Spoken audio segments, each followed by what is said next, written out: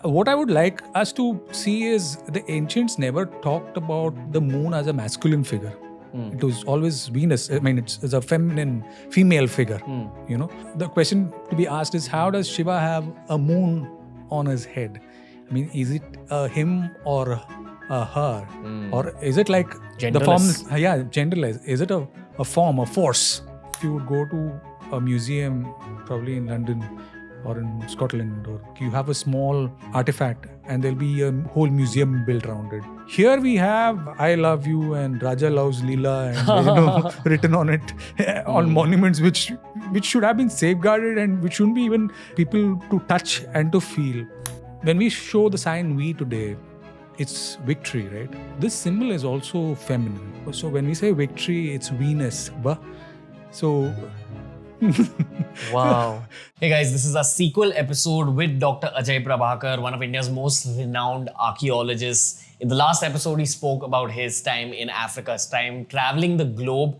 This one will focus a lot more on his takes on India. Of course, he's spoken about his international perspectives because most of his career has been spent globe-trotting. But just imagine for a second what kind of perspective that builds in your head. I'm sure you're going to enjoy this episode, but before I let you slip in, let me remind you to follow us on Spotify. We're a Spotify exclusive, which means that every episode is available on Spotify 48 hours before it's available anywhere else in the world.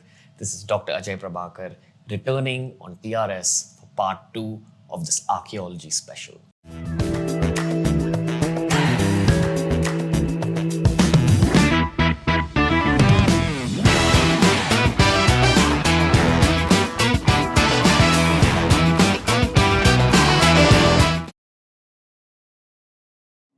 We got another all-star in the house. One blockbuster episode is done. This is the second blockbuster episode with Dr. Prabhakar. It's a pleasure being here. Thank you for being on the show, sir. There are very few guests I get this excited to talk about. There are very few topics I get this excited to talk about. One very fascinating thing you told me about Africa out there on the balcony was the commonality that some African cultures, if not all, have with Indian culture in the form of worshipping Shiva. Yes. And a very interesting angle on it where Shiva is supposed to be the divine masculine kind of figure in some parts of Sanatan.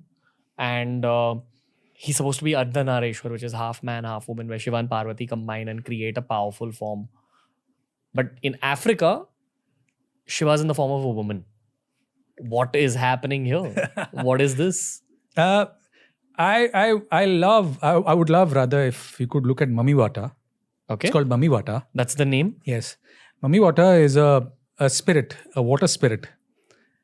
And if I would show you her picture, and you would look at it, you would even think it's not a her. I mean, what makes, it's Shiva for us.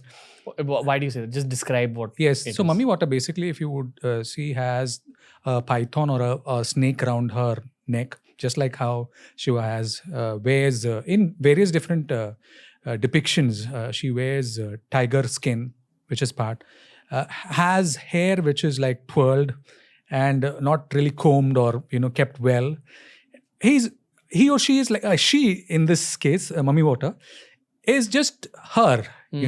There's nothing made up or there's nothing like kept about her. Just like Shiva is, like he is him. If I were to show you her picture, you would think it is Shiva. So and there are so many things, and she is the water element, as I said. Of course, we have the connection of water coming from his head as well. So there are so many connections. I wish I could talk about it at length again. Yeah. So I believe even some of the seals they found in Harappa and Mohenjo-daro had some depictions of Yes. Shiva. We cannot say conclusively it is Shiva, but we have the moon. Again, a very, what I would like us to see is the ancients never talked about the moon as a masculine figure. It was always Venus. I mean, it's a female figure, So how, or the question to be asked is, how does Shiva have a moon on his head? I mean, is it a him or a her? Or is it like the form? Genderless. Is it a form, a force? And then we have this narrative of Ardhanareshwar, which Yes. talks about it being Yes. genderless. Do the African cultures speak about meditation? They don't. They have other ways of speaking about, like they talk about unison. Now, they also have this thing about wherein you can take, that is, a priest or a being can take up other forms. Okay. Shape shifting, yes. Wherein like mind could be connected. I could talk to you without talking. I could move mountains.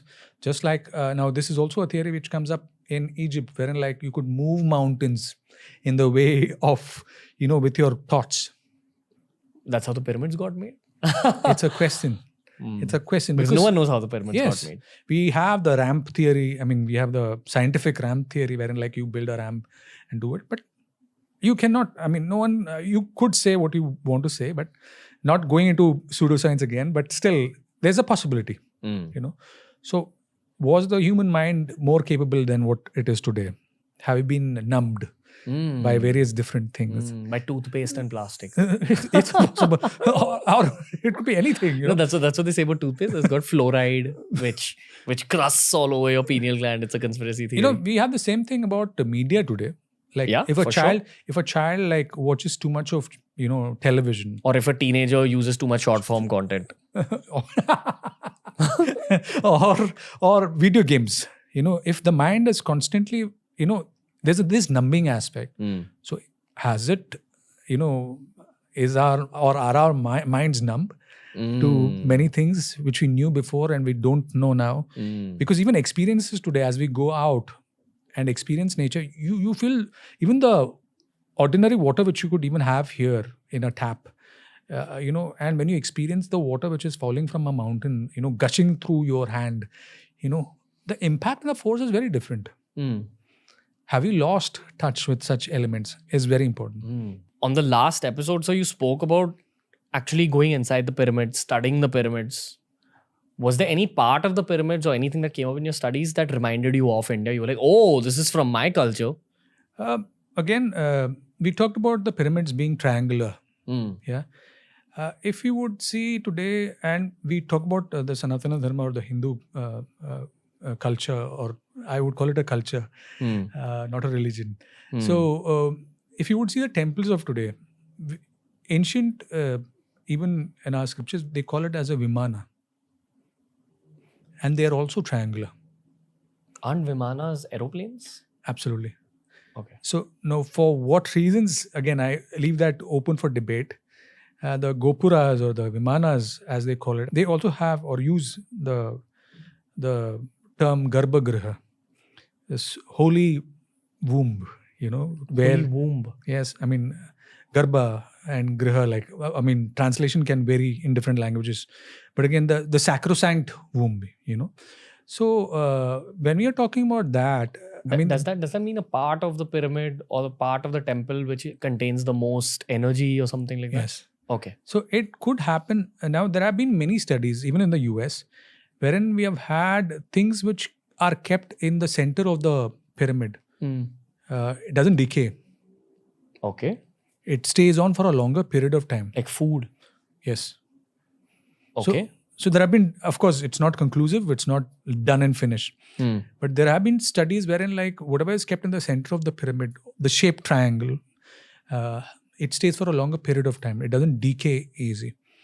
So could we have had power blocks or power elements, so-called the Vigrahas, which are actually power horses, power sources really, which were kept there and their power never, goes off?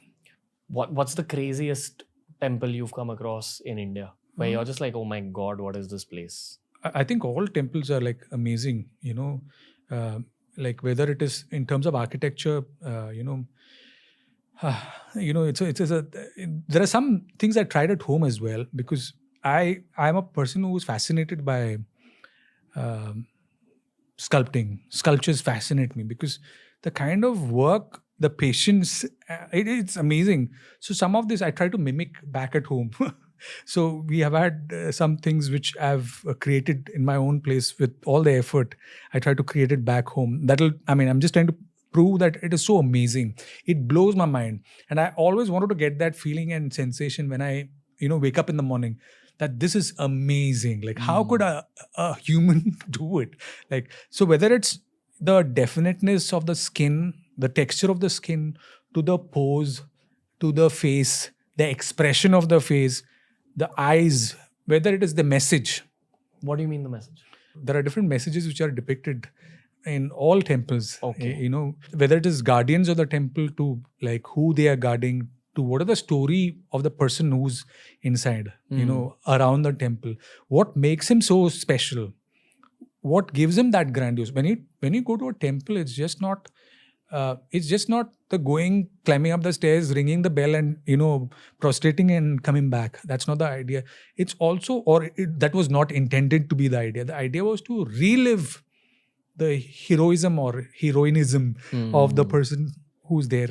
It was supposed to be a celebration, and it was also to imbibe those values in yourself. Whether it's again, wisdom, whether it's education, whether it is, slaying off your internal demons, or like whether it was like bad, Yeah. What did you think of? So you mentioned that you've been to the sanctum sanctorum of the pyramids. That's what they call it, sanctum sanctorum. No. No. That is in the Indian context. This is something which you can trek along. The inner chambers are mostly sealed. Like, they have kept it the way it is supposed to be set. Unless you have, there are also chambers which we don't have access to. I mean, no one has except the people who are working on the. What rumors have you heard? Now there are rumors that there were no mummies there. There could have been mummies. There are no mummies there, is what we hear. There is nothing which is. There are so many rumors. It could have been a powerhouse. There were objects which were like, these are like tread, mills which run, all churning out different stories. Okay. Power sources which were found there. How can you have such a big pyramid and there is nothing inside?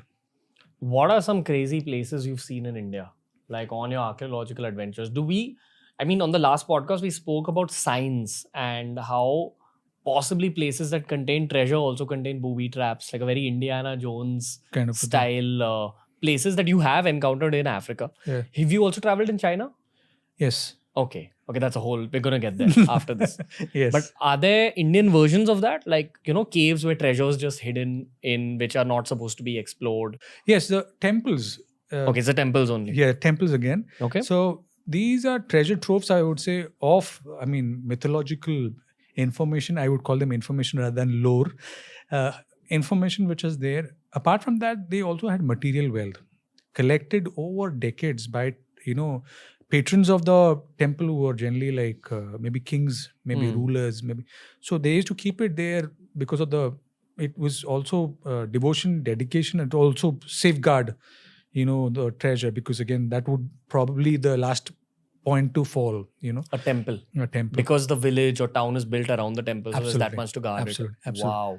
So this is a possibility that I see often, that like each monument has its place, or each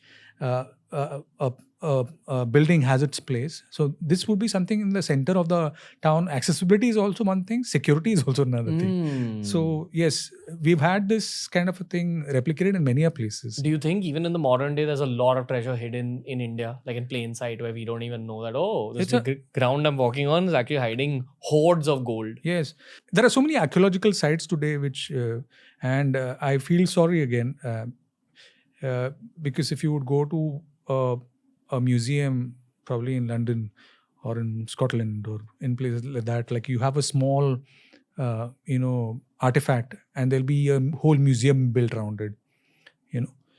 Here we have treasure troves of, artifacts, and underneath whatnot, we have "I love you" and "Raja loves Leela" and written on it, on monuments which should have been safeguarded, and which shouldn't be even like within the vicinity of people to touch and to feel. Have you been to any of these, and have you seen the treasure yourself? Treasure, no, I wouldn't say, but I want to believe that there should be more than what meets the eye. What makes you believe? And I'm asking you this because of your scientific bent of mind. I believe temples, as I said before, like were chests. for devotion, for dedication, and for protection, really. So a ruler would say, this is what I donate. Just like how it happens today, like a businessman, gets a big, huge deal and wants to do something for the deity, it happens all the time. Like, so a ruler wouldn't be very far away, like in doing such things.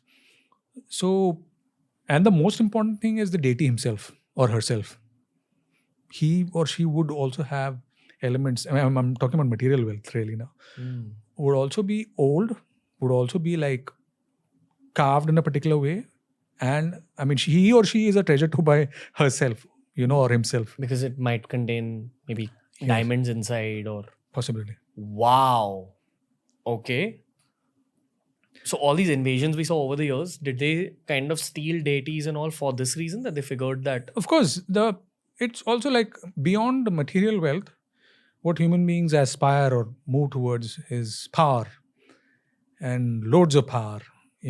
So that's control, because that enables them control.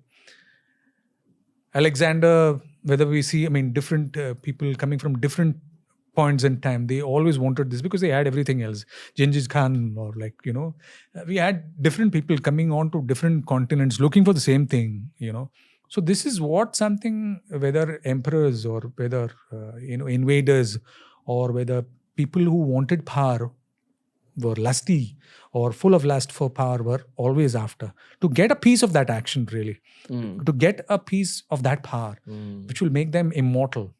All right, Dr. Prabhakar, it's time for the meat of the podcast. What do you think we're going to talk about? I have no clue. We're going to talk about another form of aliens. There is a conspiracy theory from all over the world which talks about a reptilian race that lives along with us. The weird thing is, in ancient India, we also have a theory like that. It's the Naga theory. The Nagas, the Naga people. What is the Naga theory, sir? Like, I think there's a mention of them in the Mahabharata as well. Like, they saved Bhim's life when he was a child. That's all I remember. But the Nagas keep coming up in ancient Indian culture. So what does the world of archaeology say about this? Or are they depicted on temple walls?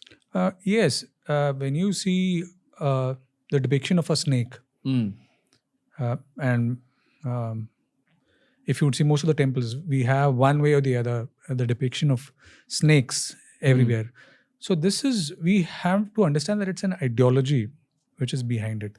So we have a whole philosophy, again, matriarchal in its origin. And they again, and there are so many stories, even in Africa for that matter, or, even in India about... Even they have their version of Nagas.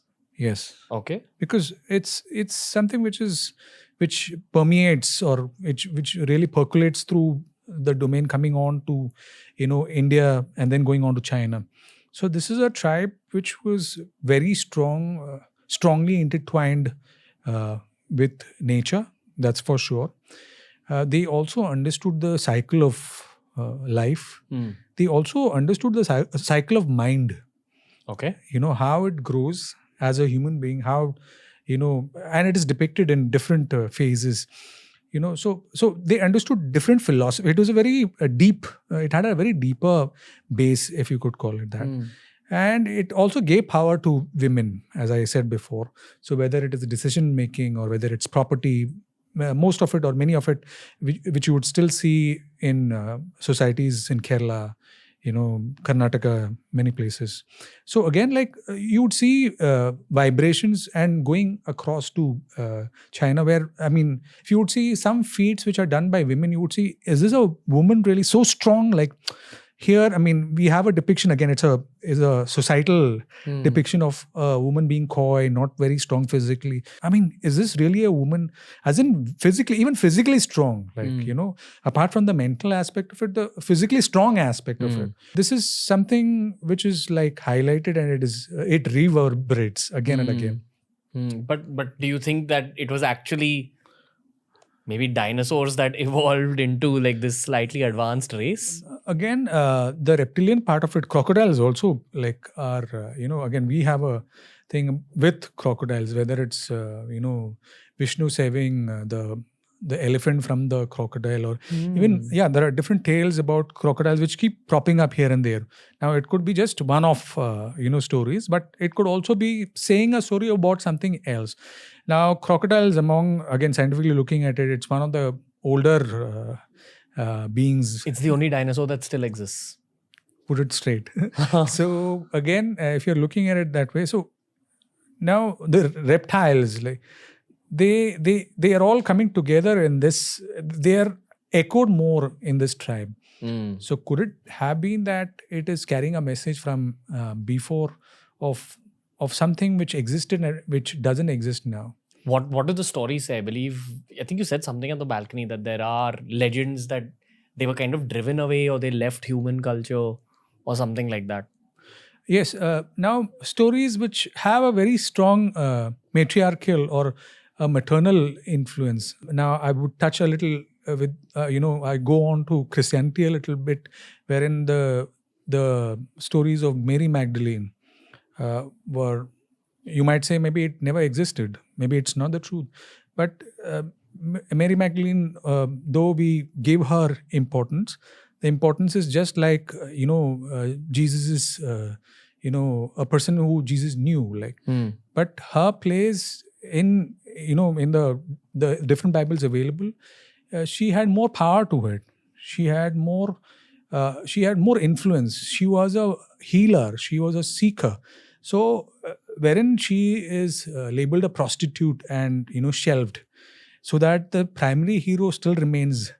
One more burning question I've always wanted to ask an archaeologist is that, has there been archaeological research done on Kurukshetra, which was supposedly the same battleground where the Mahabharata took place? Is it true that they've done some sort of research there where they've found some traces of nuclear energy or something like that? Or is it just an urban legend? Nuclear energy or nuclear devices are not new, or it's not like never been depicted in our, whether it's, I don't want to call it mythology, with our stories, History, as many people history, call it. Yes, the history. So it's whether it's like the Brahmastra, which is a nuclear bomb, which is a nuclear device, definitely, or the invocation, making even blades of grass like nuclear, possibility with words again. I would go back spells, to yes, the equivalent of European spells, chants, hymns, mantras, So whatever be the case, making it more potent, making it lethal. Now these are different stages of like how you could make a device. So it could be rubbing of chemicals. It could be saying something to make sound waves. It could be blowing certain devices to make it potent. These are all different possibilities which could have been possible in that age, which is even possible now. Like, different elite forces use different aspects of it, for various different reasons. So again, it's a possibility. So when we even talked about Vimana before, we had that thing of like, we had Lanka. Again, we touch upon Ramayana, wherein like Ravana carried Sita in a Pushpaka Vimana, right? A plane. Yes, a plane. So how was it propelled? How did he manage to take her there? Now, these are questions like you would even say, how is it possible? Planes were not even invented, then. So, but it's a possibility that even we have Vaimanika Shastra, right? Wherein like we have detailed descriptions of like how a plane is made. Is it still available? It is available. Vaimanika Shastra? Yes. How do you actually get to reading these books? The one which I have is again a very different copy, but there is one in the museum as well. Okay. So wherein like I'll just give you the gist. Of course, I think it is in. I'm not sure which museum. It's one of the. I think it's either the Mysore Museum or a museum in the north. I'm not sure about it. Sure. So we have copies there wherein like you have how much metal to mix, the proportion like in which all these metals can be mixed together. I believe mercury is also a very key metal in Vimana propulsion. Yes, is what they proposed. These are things which we don't know. I would implore, in fact, that everyone comes on board and starts picking up at least small parts of it. Why haven't there been aeronautical engineers who already pride doing that? Now this is where we have given up so easy. There was a committee set, I think it was 1976 or 78 or 80s, 81, 82. There was a team which tried to delve into what was what was possible with those texts, and they wrote off the text. You mean USA wrote off the text? No, it was our team. I believe like it was, maybe it could have been influenced by. Yeah, by geopolitical powers. It could be. We can never say. Maybe they took it and used it in Area 51. It's a possible, because these things talk about how a plane can be invisible, how you can listen to a neighboring plane's conversation. Like really high levels of engineering. Or imagination. Or imagination. Or creativity, really. I mean, we'll never know until we actually put it to use and start constructing that Absolutely. device. Yes, the devices or the metals are not known. Are not known. Not known in the sense they say it in languages which are very local then, or which were local then. We don't understand those languages or what they mention or what they refer to now. Number two. What language was it? We don't know. Well, it is in Sanskrit, but the names of those metals are not understood. Okay. At least I don't know any of them. Even others have tried. I think they don't know. To understand what these constituents are or the ingredients are, their proportions. Now the matra is something which we don't understand. Math is something very different. It's an advanced form of mathematics? Different form of mathematics. Really? Yes. Because we don't understand them. What do you mean different form of mathematics? They talk about, see, it's like a centimeter. You understand, I understand. Meter, you understand. Maybe, let's say, degree centigrade, we understand. Probably the guys in UK probably will have some, but they'll use Google, But do we have something like, which says cow or matra? Like, those units mean how much? Doesn't mean a spoon, doesn't mean a bucketful. Okay. Doesn't mean like, so they have to be mixed in a certain proportion to attain certain other things. So that is when it also talks about, there are, I think it's been some time. It talks about, I think, I remember 6 or 7 chapters. It talks about the metals which could be used, the energies which could be, used to propel. It had about 6 or 7 again energies which could be used at different points of time. Solar. Okay, that's what energy means. Kind of electricity. Yes. Where the electricity. Levitation, like how to achieve levitation. So there were different instances. I don't have clear memory of all different aspects. It talked about memory. It talked about metals being used. It talks about the constituents, like what are the different parts in the nose, like the wings, how it can be undetectable, how it can hear. It is part of my book as well. I mean, part of it. Childress is someone who wrote about the book, and we've also mentioned in our books. So it is part of my book wherein like we explore what is the greatness, the great science and technology beyond, which was existing in ancient India. So this is something you cannot just push it away saying that it is not possible. Not possible by us, yeah. But let's sit back and then think about what are the different constituents which could make that. Even to make a table or any device, it needs certain constituents. How much pain has the author? And I say the author because I believe it was authored by Muni Bharadwaja. But that apart, even if it was created by someone, to put about 7 chapters imagining a thing which would fly, because mind you and me, like there was nothing which was flying except the birds then. To have like people sitting in a pilot, co-pilot, to imagine things as to what would make it, to put it together in such a painstaking manner. If we can believe Ayurveda, why can't you believe like something like this? I would say let us be more scientific in our approach and not push away things which wouldn't make sense. Yeah, of course, our team has gone through, but it wouldn't like harm any. I believe someone in Pune even tried to make it fly, and it flew. Someone else had also picked it up. They went to great lengths to make it fly. It flew, but I don't know what happened to that project. But we have been trying to make or give life to such ancient techniques or sciences. I believe that the Harappa Mohenjo-daro language has still not been deciphered, right? Yes.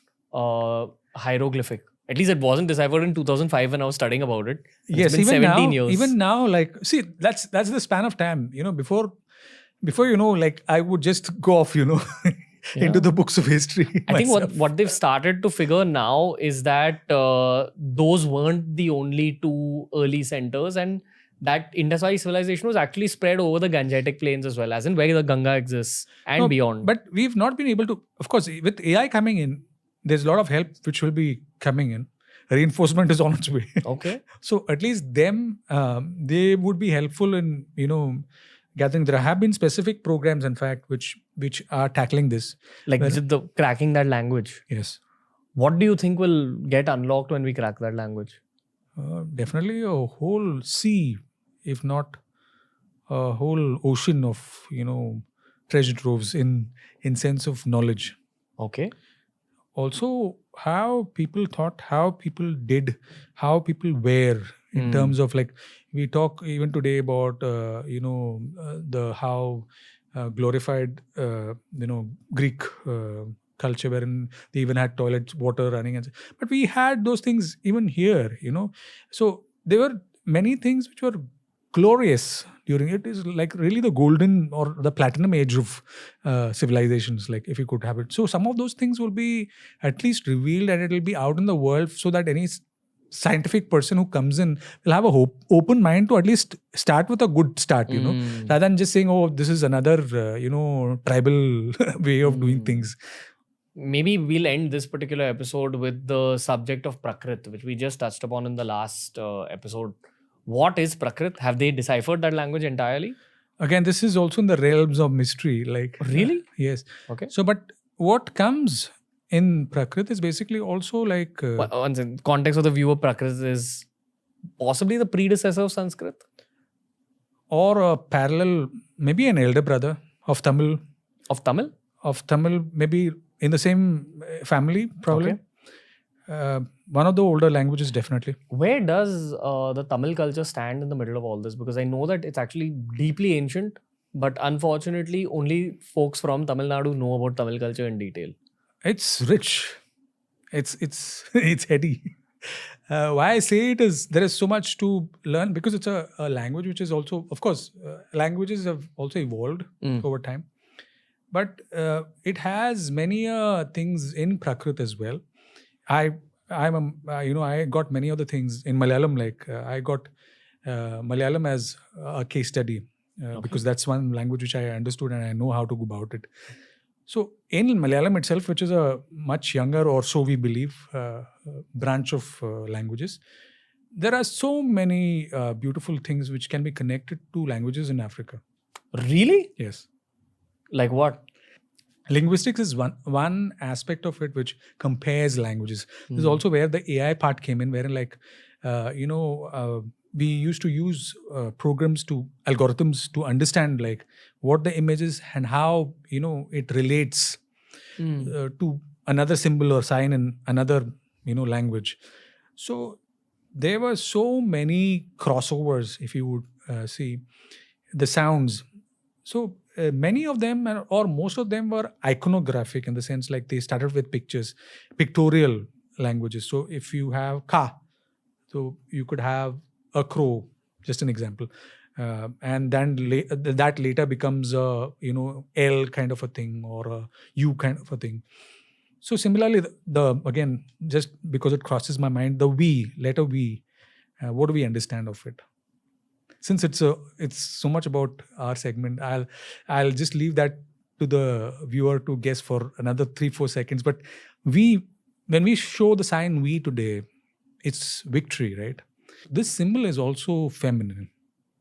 It's also it is the garbha, where the child is. Womb, yes. So this, when you say, it's the universal symbol for a woman is V. So when we say victory, it's Venus.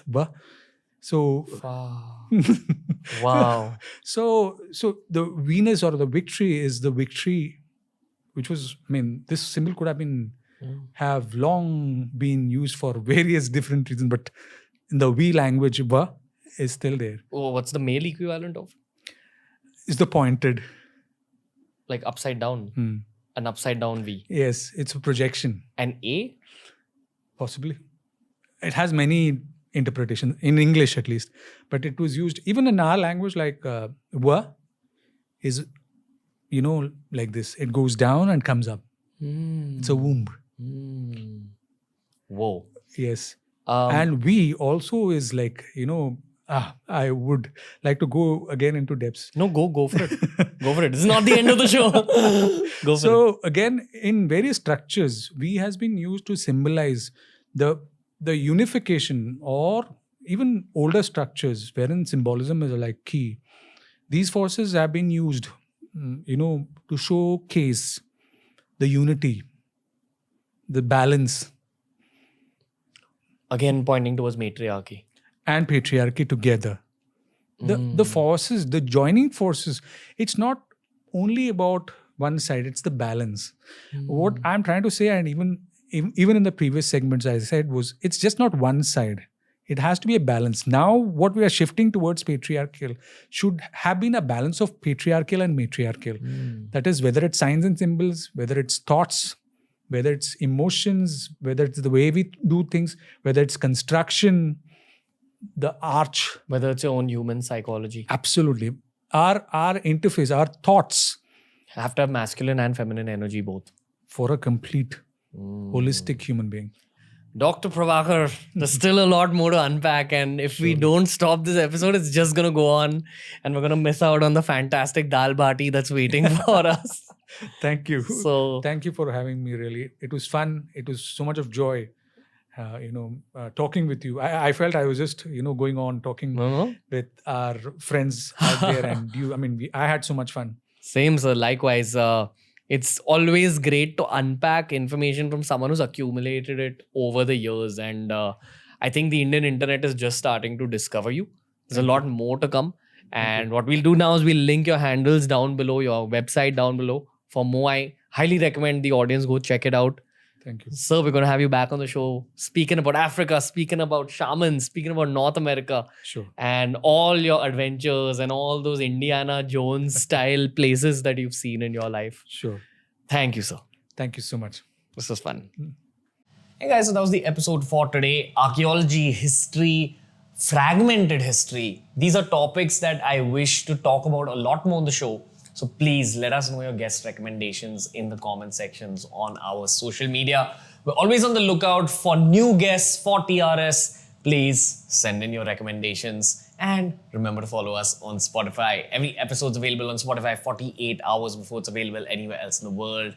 This is Ranveer. That was Dr. Ajay Prabhakar, and we'll see you soon.